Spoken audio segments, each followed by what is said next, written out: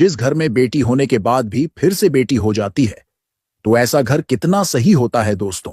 ऐसा अक्सर माता पिता के साथ जरूर होता है कि यदि उनके पहली संतान प्रथम बार में बेटी हो जाती है, तो अक्सर जब वह दूसरी संतान को जन्म देते हैं, तो दूसरी संतान भी उनके अक्सर बेटी ही हो जाती है।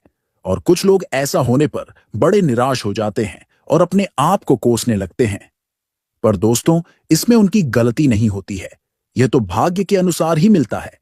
बेटी होने के बाद भी बेटी हो जाती है, तो यह बड़े सौभाग्य की बात होती है। ऐसा होने पर कुछ लोग जरूर उदास हो जाते हैं, पर यह उनके लिए शुभ ही माना जाता है। भाग्य में शायद इस वजह से कुछ लोगों के दो बेटियां होती हैं, जो पिछले जन्म में बेटी के कर्जदार होते हैं। भाग्य के अनुसार ही सबको संतान की अथवा सुख की प्राप्ति होती है। भाग्य में जिसके जो होता है उसको वह मिलकर ही रहता है, चाहे उसको एक बेटी मिले या दो बेटी मिले, तथा एक बेटा मिले या दो बेटा मिले।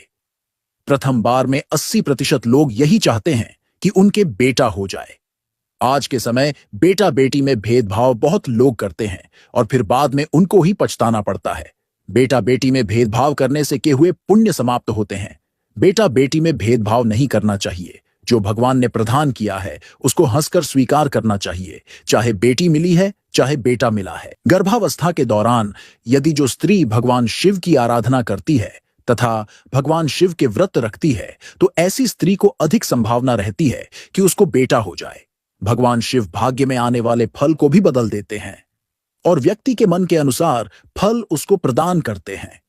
इसलिए गर्भावस्था के दौरान स्त्रियों को भगवान शिव की आराधना जरूर करनी चाहिए।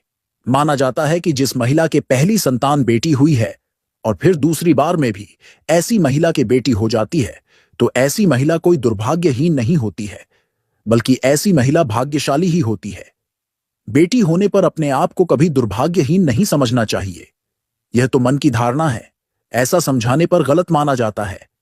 बेटी होने पर तो खुश होना चाहिए कि आपके घर में लक्ष्मी आई है, और वही दो बेटियां यदि घर में आ चुकी हैं, तो समझ लो साक्षात माता रानी का भंडार भर चुका है। बेटियां होती हैं जो माता पिता के लिए डटकर खड़ी रहती हैं, वरना बेटे तो आज के समय अपने माता पिता से जरा जरा सी बात पर किनारा कर लेते हैं। जितना बेटी आज के समय माता पिता के लिए कर रही है, उतना बेटे बहुत कम ही कर रहे हैं। पर हमारा तो आपके लिए एक उद्देश्य यही है कि हम आप तक यही पहुंचा सके कि आप बेटा बेटी में भेदभाव करना छोड़ दीजिए। आज के समय बेटा बेटी में भेदभाव बढ़ रहा है, जो आगे आने वाले समाज के लिए चिंता का विषय है। इसलिए बेटी होने पर भी खुश होना चाहिए तथा बेटे होने पर भी खुश होना चाहिए। यह तो भाग्य में पहले से ही तय रहता है कि किसको क्या मिलना है। इसमें किसी की कोई गलती नहीं है। घर में यदि 2 या 3 बेटियां हो भी जाती है, तो ऐसा घर कोई दुर्भाग्यहीन नहीं होता है, बल्कि स्वर्ग के समान पुण्यवान घर होता है।